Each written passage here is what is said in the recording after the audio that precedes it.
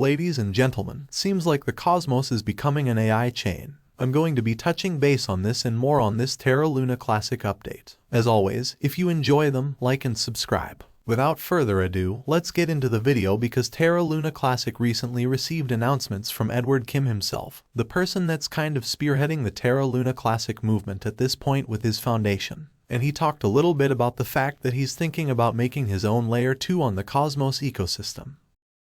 He's developed a custom machine learning Cosmos module that interacts directly with the Layer 1 infrastructure to tap into the compute power beyond the consensus layer. Okay, cool. He further added that LUNC users will have access to a suite of the most recent machine learning developments thanks to interchain block communication and interchain accounts.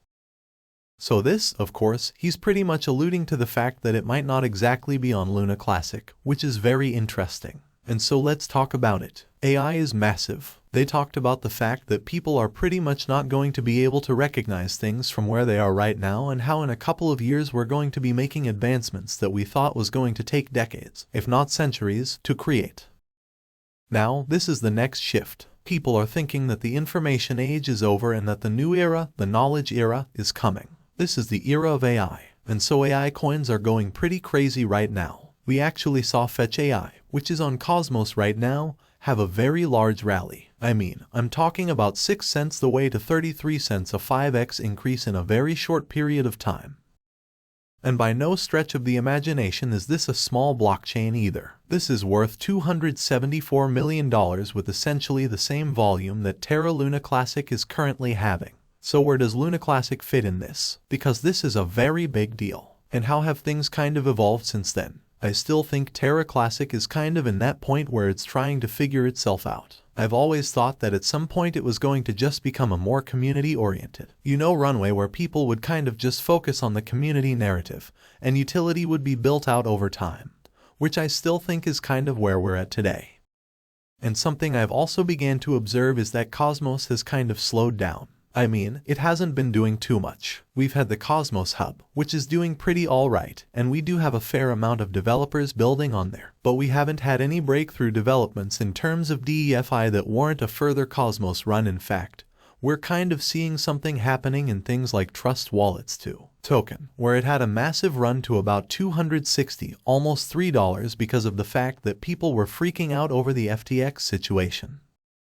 And by the way, that was a really big deal. But then all of a sudden it went down because people stopped being as interested in DeFi. So we need to get another breakthrough in DeFi before we're probably going to see another run on Terra Luna Classic. But I do think once that happens, the narrative will kind of validate itself, and validators, they kind of just stick around. They continue to function as normal.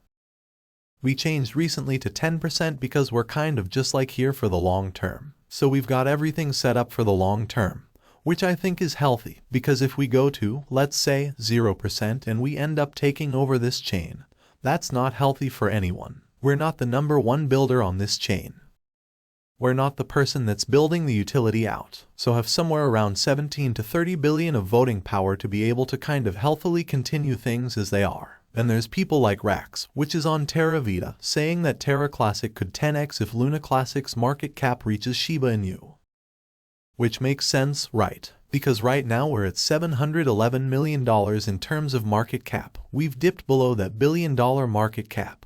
And it doesn't seem like we're doing too strong right now. That's happening on a lot of altcoins right now that aren't meeting the meta. Every coin has its meta, and Luna Classic had a very strong meta narrative back then. It's kind of waned out, and until the next cycle happens, it's probably going to continue to be pretty boring. But that's how most of these coins are. That's why you tell people to diversify.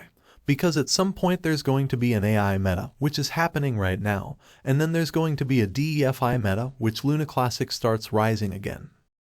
Then there's going to be a meta in lending protocols. Lending protocols go crazy, right? There's a bunch of different metas that happen in cryptocurrency, and positioning yourself in those is at least the smartest thing that I've ever done. Because sometimes they don't go up in a while, if not ever, right? There's always a chance just things don't happen.